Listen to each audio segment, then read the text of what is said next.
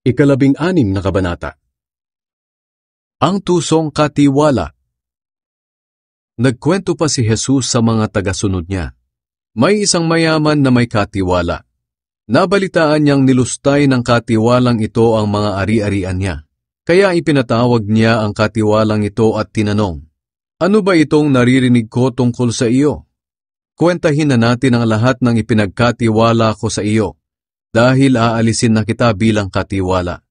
Naisip ng katiwala, ano kaya ang gagawin ko?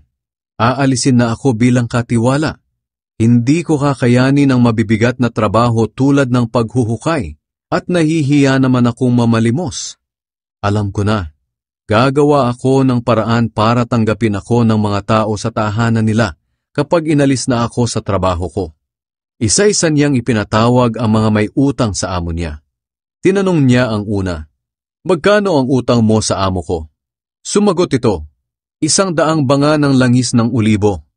Heto ang kasulatan ng pagkakautang mo. Maupo ka at isulat mong 50 na lang ang utang mo, sabi ng katiwala. At tinanong naman niya ang isa pa, "At ikaw, magkano ang utang mo?" Sumagot ito, 100 sako ng trigo. Heto ang kasulatan ng pagkakautang mo.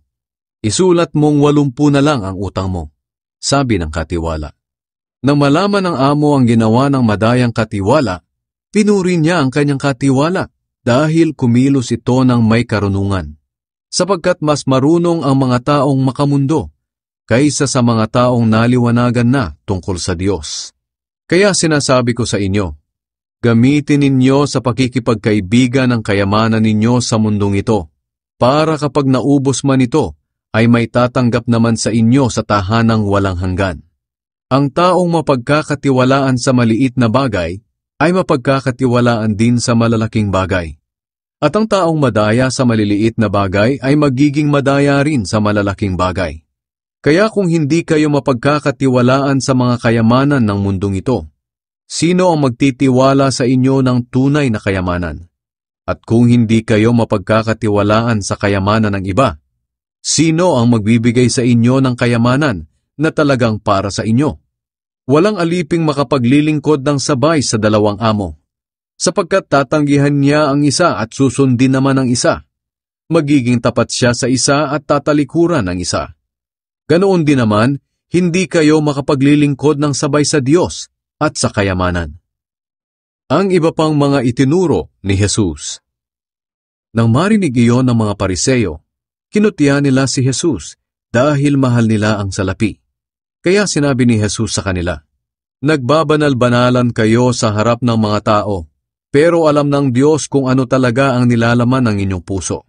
Sapagkat ang mga bagay na itinuturing ng tao na mahalaga ay kinasusuklaman ng Diyos. Bago dumating si Juan na tagapagbautismo, ang kautusan ni Moises at ang isinulat ng mga propeta ang siyang sinusunod ng mga tao. At mula nang dumating si Juan, ipinangangaral na ang magandang balita tungkol sa paghahari ng Diyos at marami ang nagpupumilit na maging sakop nito. Pero hindi ibig sabihin na wala ng kabuluhan ang kautusan, dahil mas madali pang mawala ang langit at lupa kaysa sa mawalan ng kabuluhan kahit ang kaliit-liitang bahagi ng kautusan.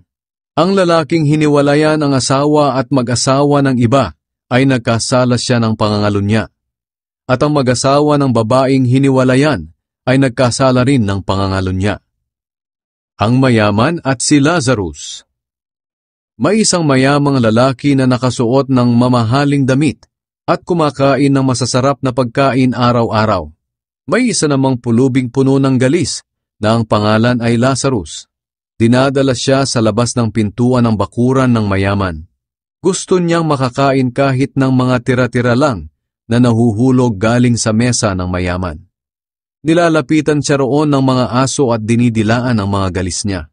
Namatay ang pulubi at dinala ng mga anghel sa piling ni Abraham. Namatay din ang mayaman at inilibing. At habang nagdurusa siya sa lugar ng mga patay, nakita niya sa malayo si Lazarus na kasama si Abraham. Kaya tumawag siya, "Amang Abraham, maawa kayo sa akin. Utusan niyo po si Lazarus na isawsaw ang daliri niya sa tubig at ipatak sa dila ko para lumamig-lamig ang pakiramdam ko dahil hirap na hirap ako dito sa apoy." Pero sumagot si Abraham, "Anak, alalahanin mong noong nabubuhay ka pa sa lupa, ay mabuti ang kalagayan mo. Pero si Lazarus ay hirap na hirap. Ngayon naman ay inaaliw siya rito at ikaw naman ang nahihirapan. Isa pa, hindi maaari ang sinabi mo, dahil may malawak na bangin sa pagitan natin. Ang mga nandito sa amin na gustong pumunta riyan ay hindi makakatawid, at ang mga nariyan sa inyo ay hindi rin makakatawid dito." Sinabi pa ng mayaman, "Kung ganoon, Amang Abraham, nakikiusap ako sa inyo, papuntahin ninyo si Lazarus sa bahay ng aking ama, para bigyan ng babala ang 5 kong kapatid na lalaki tungkol sa lugar na ito ng paghihirap, nang hindi sila mapunta rito." Sumagot si Abraham, "Nasa kanila ang mga isinulat ni Moises at ng mga propeta. Dapat nilang pakinggan ang mga iyon." Sumagot ang mayaman, "Hindi po sila makikinig doon, Amang Abraham. Pero kung may patay na mabubuhay at pupunta sa kanila, magsisisi ang mga iyon." Pero sinabi ni Abraham, "Kung ayaw nilang makinig sa mga isinulat ni Moises at ng mga propeta, hindi rin sila maniniwala kahit may patay pa na muling mabuhay at mangaral sa kanila."